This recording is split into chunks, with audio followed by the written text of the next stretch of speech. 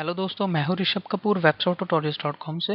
इस ट्यूटोरियल में दोस्तों मैं आपको बताऊंगा कि कैसे हम इमेजेस को HTML डॉक्यूमेंट में इंसर्ट कर सकते हैं और कैसे हम इसकी हाइट और विड्थ को एडजस्ट कर सकते हैं वेब पेज की रिक्वायरमेंट के अनुसार।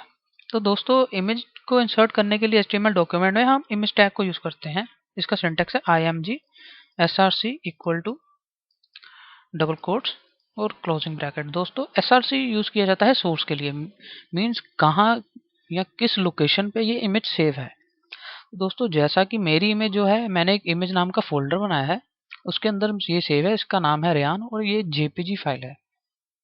तो इसलिए मैं इसको लिखूंगा इमेज जिस फोल्डर में ये सेव है, उसके बाद फॉरवर्ड स्लैश, उसके बाद इसका नाम और डॉट जेपीजी इसकी एक्सटेंशन। तो दोस्तों, अगर ये इमेज फोल्डर में ना सेव होकर बाहर सेव होती तो मैंने फिर यहाँ पे इमेज नहीं लिखना था, डायरेक्ट रेयान डॉट जेपीजी लिखता तो इमेज चल जाती। तो अब मैं इसको रिफ्रेश करूंगा दोस्तों, तो आप देख सकते हैं कि इमेज शो हो रही है वेब पेज पे। लेकिन दोस्तों, ये जो इमेज है ये हमारे वेब पेज के साइज के हिसाब से बड़ी है। ये काफ़ी बड़ी इमेज है, तो इसलिए हम इसकी हाइट और विड्थ को एडजस्ट करेंगे। तो हम लिखेंगे, इसके एट्रीब्यूट्स होते हैं height equal to double quotes, और इसमें हम अपनी रिक्वायरमेंट के अनुसार अपनी हाइट और विड्थ देंगे। तो मैं देता हूँ 100, फिर मैं लिखता हूँ विड्थ इक्वल टू 150।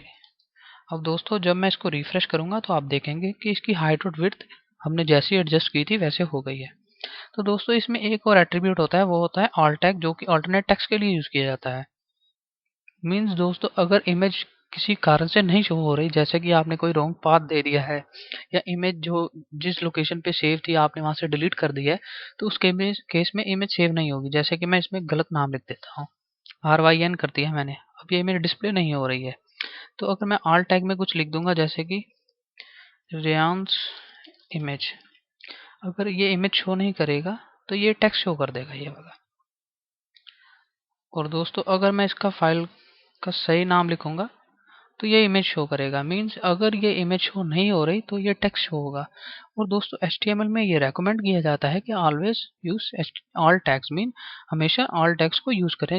नहीं तो आप जब इसको W3 स्टैंडर्ड्स में वैलिडेट करेंगे, जैसा कि मैं आपको टेम्पलेट बनाने के बाद बताऊंगा, तो उसमें ये इसकी एरर निकाल देगा कि आपने ऑल टैग यूज नहीं किया हुआ। तो दोस्तों, इस ट्यूटोरियल में इतना ही। इस ट्यूटोरियल को देखने के लिए धन्यवाद। अगले ट्यूटोरियल में मिलते हैं।